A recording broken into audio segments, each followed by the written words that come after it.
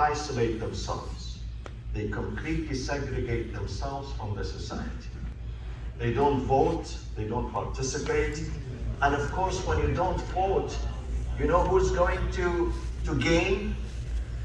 You know who's going to gain? You're going to lose, but who's going to gain? Your enemies. Your enemies do not want you to vote.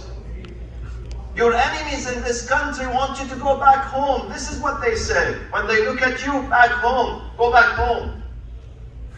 They don't like you. They don't like a Muslim to be here. You are giving them a gift, big gift when you don't vote. When you are silent, when you don't participate, when you isolate yourself, segregate yourself from the rest of the society, you only live here physically but not mentally, you are empowering your enemies outside. And there are many enemies who do not want us to be in this country. So this is one group. The second group are exactly the opposite of the first group. Those who believe in absolute and complete assimilation. They evaporated in this culture, in this environment. Evaporated. They lost themselves. The other day, someone died somewhere. I don't mention the details because I don't want to hurt their families. They invited me for funeral. In the funeral, when I went there, this man, he's Sayyid. He comes from a religious city, religious family. When I went to the funeral, I saw most of the people were not Muslims. Non-Muslim names. Even his wife, even his kids. They say we are Christians. The man is Shia, Muslim, okay, from a Muslim family, from a religious city. Has been here in this country for 50 years. So I asked the person who took me, I said, where are we? Are you sure we are in the right place? He said, yes, Sayyid. This is his funeral. But you know, this man lived in this country for 50 years. He never stepped inside the mosque. Never ever in his life. Never ever. This is the result. The result, he loses his family. He loses his children. He is completely unaware of Islam and what is going on. He loses his identity, his faith. They change their names. They lose everything. One of them the other day was writing on his Facebook page that I'm not a Muslim, I'm not proud to be a Muslim, I disavow my parents, I do not belong to the Muslim community. So, complete assimilation. He thinks if he puts Islam aside, he's going to be progressive. People are going to be happy with him. People are going to receive him with full arms. This is the second group. There are people who live in this country. They came many years ago, many decades. They lost their Islamic identities. And when they lost their Islamic identities, definitely they're going to lose their families and their kids. Definitely. Their kids never hear about Islam. When you don't bring those youngsters at this age, you encourage them. You don't force them. You encourage them to come with you to the majalis, to these sessions, to the Friday prayers. Slowly, slowly you are instilling in their hearts the love of Islam, the love of the Prophet, the love of Imam Hussein. It takes time, my friends. It takes time. We do not change overnight. There is no magical button that we push and overnight I become from being non-Muslim into Muslim, from being non-practicing Muslim into practicing Muslim. It doesn't happen overnight. It takes time, it takes ages, it takes effort, it takes patience of the mother and the father to bring your kids. God said to Ibrahim alayhi salam, Prophet Ibrahim, He said to him, وَأْمُرْ أَهْلَكَ بِالصَّلَاةِ وَاصْطَبِرْ عَلَيْهَا. Ibrahim, it's not enough just for you to perform prayers. I want you to command, advise, encourage your family, your kids to pray. If you pray yourself, your kids don't pray, don't follow you, you have done nothing. But then you have to be patient because your kids are not going to listen to you from the first time. neither from the second time. You have to be very patient with your kids. وَاصْطَبِرْ عَلَيْهَا. When you command them to do anything, prayers, fasting, going to majalis, any act of goodness, you have to have patience. You have to have patience. Do not give up. Some mothers come to me and say, I've been chasing my son, my daughter to pray, they don't listen. I said, for how many? She says, I've been chasing them for a few months, few weeks. It doesn't happen. It doesn't happen over a short period. Sometimes it takes 10 years. 10 years. I met a man who accepted Islam. He's intellectual. He said, Sayyid, it took me 10 years, 10 full years to reflect and contemplate on this issue of conversion. He says, every single morning I open my eyes in the morning, should I convert or not? Let me read more. Let me investigate more. Let me explore more. It took me 10 years. I had this internal struggle in my heart. Should I go for it or not? For 10 years. Until one day God inspired me. I received the inspiration, the message from God that go for it. And I went for it with full confidence, and I am happy now. When I went to the mosque to declare the shahadatain, ashhadu an la ilaha illallah wa ashhadu anna Muhammadan Rasulullah. He says that was the happiest moment in my life, because I did it with full confidence. I took my time, 10 years. I'm worried about those who come to my mosque and within 2 days they want to convert to Islam. And when I ask them, did you read? Have you ever seen the Quran? Did you read any book about it? They say no. I become worried. I say, okay, not now. Not now. In fact, someone came just last Thursday night to our Islamic Center. A few hours before I flew to New Jersey. He wanted to convert. I said, I'll put you on hold. I'm going out of town. I want you to read these books. This is number one. Number two, read them, understand them. When you understand everything, you are ready, psychologically, mentally, then I am at your service. Islam is not just a game. Today I join and tomorrow I leave. You have to join with conviction, and it takes time, my friends. So this is the second group. Second group are people who came to this country, but they lost their identity, their religion, and their families. It's a big loss, believe me.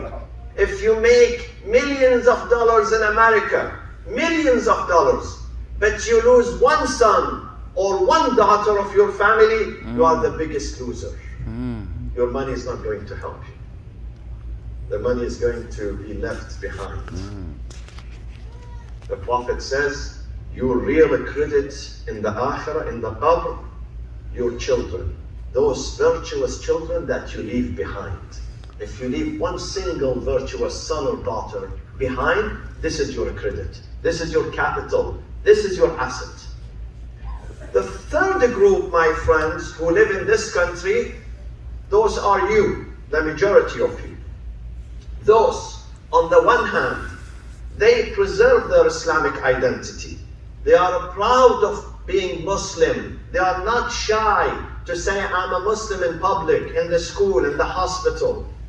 They are not shy of wearing hijab. She is proud of her hijab. I always say that maybe Allah on the Day of Judgment, when we stand for hisab before Him, and we're going to stand and He's the judge, we will see that.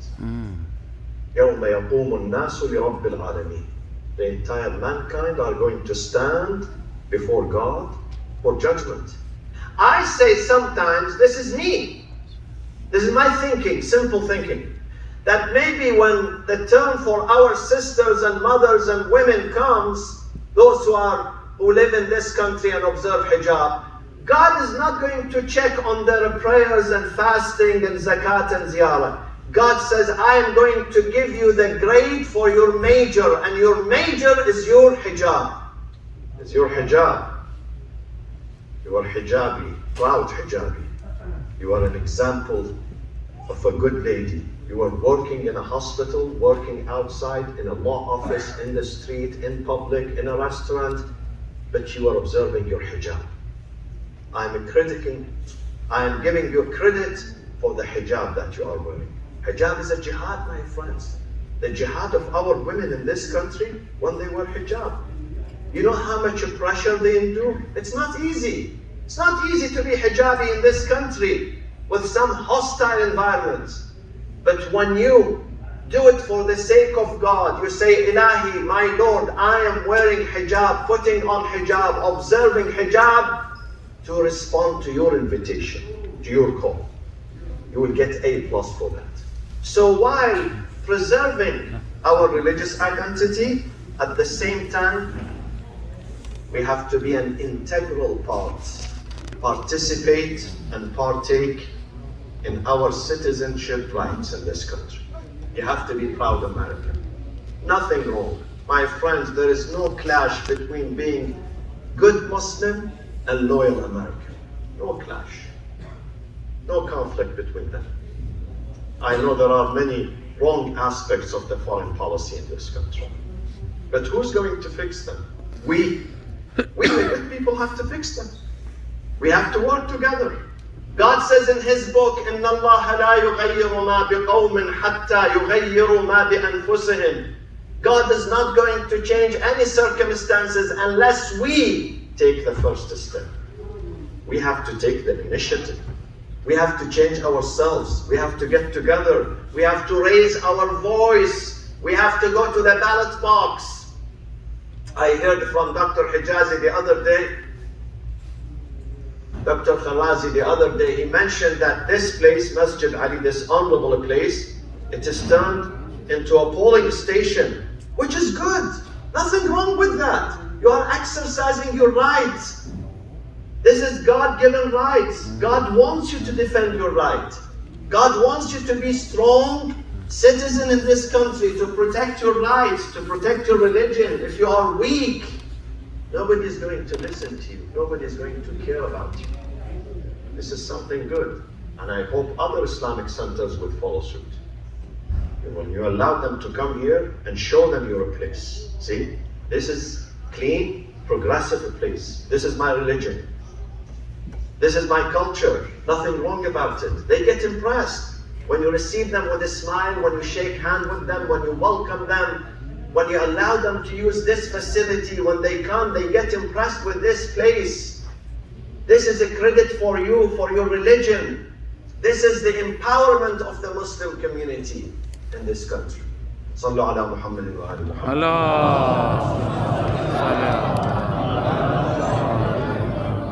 So we must consider this country our home, my friends. Imam Ali alayhi salam has one of the most beautiful and accurate description of this country.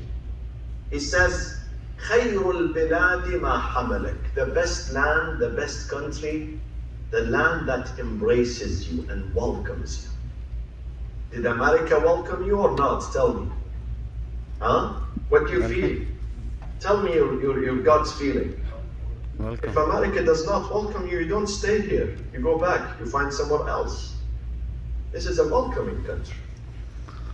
خَيْرُ الْبِلَادِ مَا حَمَلَكَ لَا مَا حَمَّلَكَ. Your home, your land is not the one that overburdens you. You suffer from persecution, from dictatorship, from corruption. This is not your land. Your true land and the land of your children is the land that embraces you, provides you with the freedom of worship, freedom of work, with the human rights. Of course, my friends, this land is not all milk and honey for everyone. There are many minorities that have been persecuted in this country. One of them are the African American people. They are suffering, really. They've been neglected, they've been marginalized, they've been wronged. Many of their youth are being killed in the streets in a cold blood. These things happen. But then we have to change these things. We have to change.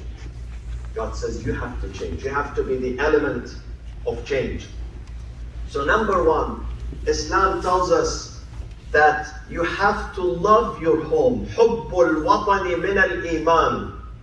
The love of your home, the love of your country is part of faith. part of being a faithful person.